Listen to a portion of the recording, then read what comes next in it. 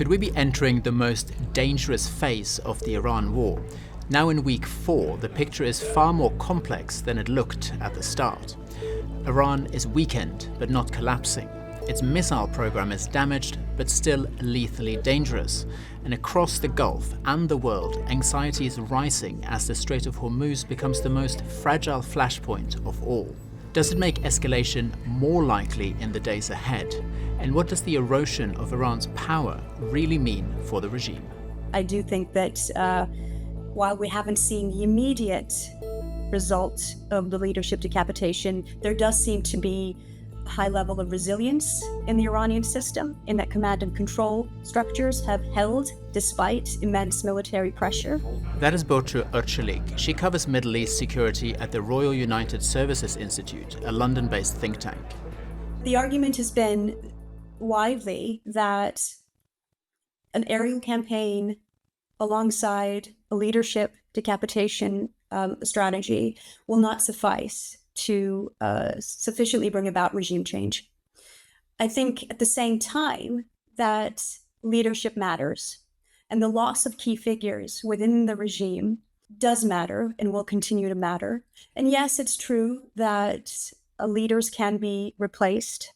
Iran is a deeply institutionalized state and has a list of backup names that it can slot into those leadership positions whose figures have been eliminated by strikes. But leadership matters. And particularly when you have a figure like Ali Larijani, who was killed in a targeted strike, he had deep institutional muscle memory. And the loss of that will have inevitably an implication for future governance structures in Iran. The military pressure on Iran has also taken a toll on its ability to launch drones and missiles. At the start of the conflict, Iran launched hundreds of them every day. As the war has progressed, these numbers have dropped significantly. The missile launching capability has been degraded, but not exhausted. And that is significant. And that is why and how we are seeing the IRGC continue to launch attacks and to de facto have closed the Strait of Hormuz, a key point of leverage for the Iranian regime. Not all of Iran's ballistic missile program will likely be eliminated over the course of this phase of the operation by the United States and Israel. A sufficient level of degradation, there will need to be a decision made at some point about when that metric is reached. And I think another key point is Iran's ability to recover, rehabilitate its ballistic missile program. That will also be in the minds of the American and Israeli strategic planners, to be able to degrade the ability of the regime to recover, reconstitute, rehabilitate its missile program once the war ends and going forward. I think that is what the goal is at the moment. That's what it has been since the start of this war, is to sufficiently degrade Iran's war-fighting ability. Although Iran's military capabilities may have been weakened, its overarching strategy seems to be unchanged: prolong the conflict for as long as possible. And by striking its neighbors, Tehran expected Gulf nations to put pressure on Washington to step back. But that just hasn't happened. I think Iran's decision to strike its Gulf neighbors so soon and so harshly was a miscalculation. I think it has already backfired over the past few days. We are seeing a stronger sense of cohesion, coherence, consensus across many of the Gulf countries, if not all, perhaps barring Oman.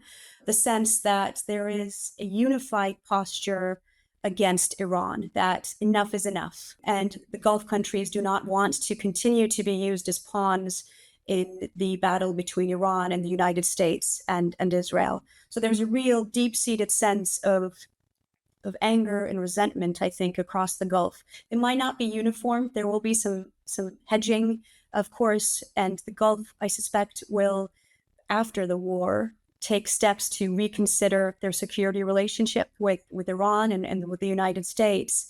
But I don't think it's realistic to argue that the Gulf will move away from the United States in that security relationship. I think U.S.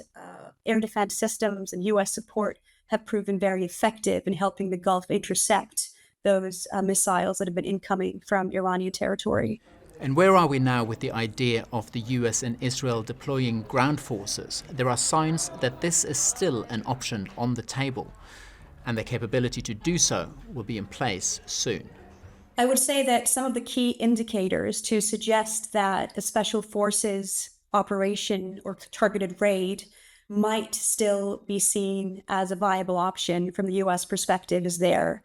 There are additional forces being deployed to the region, Marine Expeditionary Forces, as well as aircraft, that suggests that perhaps this is a point of leverage that President Trump still wants to use to pressure the Islamic Republic to make certain concessions. Otherwise, it could be an indication that we could see targeted raids, special forces led, to secure the Gulf, the Iranian belt along the Strait of Hormuz. I think what might be misleading is to call it a ground invasion or a sort of an occupying force. I don't think that is what is in the cards at all. I think that President Trump, to the extent possible, would still favor targeted, precise raids to secure strategic sites inside Iran that would, in the first instance, reopen the Strait of Hormuz. Iran has also demonstrated that it can strike well beyond its region. Although it once said its missiles were capped at a 2,000-kilometer range, it has now fired missiles at the US-UK base on Diego Garcia. That's nearly 4,000 kilometers away. One missile malfunctioned and another was intercepted. But the attempt showed that if fired in the other direction, they could reach deep into Central Europe. The cap on the range of Iran's ballistic missiles was a political decision, not necessarily a technical or capability one.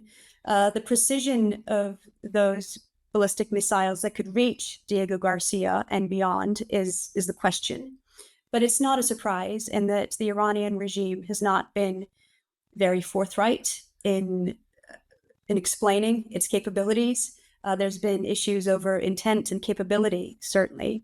But it does go to show that Iran's ballistic missile program has and does pose a risk to security. Certainly, first and foremost, in the Gulf and the Middle East. I think we need to be clear about that and to stress the point that Europe and the UK are not defenseless. There is a security shield in place to help intercept such incoming missiles. We mustn't overstate the extent to which the Iranian attack or attempted attack on Diego Garcia poses a widespread threat to European security.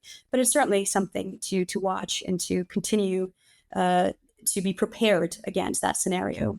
And what about Israel's ability to defend itself from Iranian attacks? The recent strikes on Arad and Dimona that resulted in dozens of civilian casualties show that Iran can still expose pressure points in Israel's air defense network. But does that mean Israel's defenses are weakened? I think it is inevitable that certain missiles or drones do make it through the Iron Dome, and it's very tragic that it did in this case and injured very many Israelis. So there will be incidents where some get through, some missiles get through. I don't think that is an indication of a systematic structural erosion of Israeli air defense capabilities. But of course, as the war continues on, the pressure is mounting and Israel is vulnerable, continues to be vulnerable against Iranian attacks.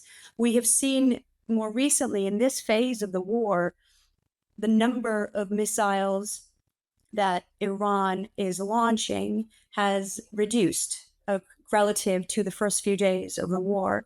But the strikes that have been launched have tended to be more precise and targeted against key infrastructure sites. So that matters, I think, and it matters because Iran continues to show resilience and resolve to demonstrate that it is surviving. So what happens now? The question is how long the Iranian regime will survive. I think I would note that it is from my assessment, still too soon to be able to say that the Iranian regime is surviving on one hand or that it's collapsing on the other. I think the reality is somewhere in between. The leadership strikes have had an effect. It's certainly degraded command and control. For how long the Iranian regime can continue to operate under this much unprecedented mounting pressure, that is unclear. So the situation remains highly volatile, and the decisions made in the coming days will carry consequences far beyond the battlefield. We'll continue to follow developments closely at DW News. Thank you for joining us, and we'll see you next time.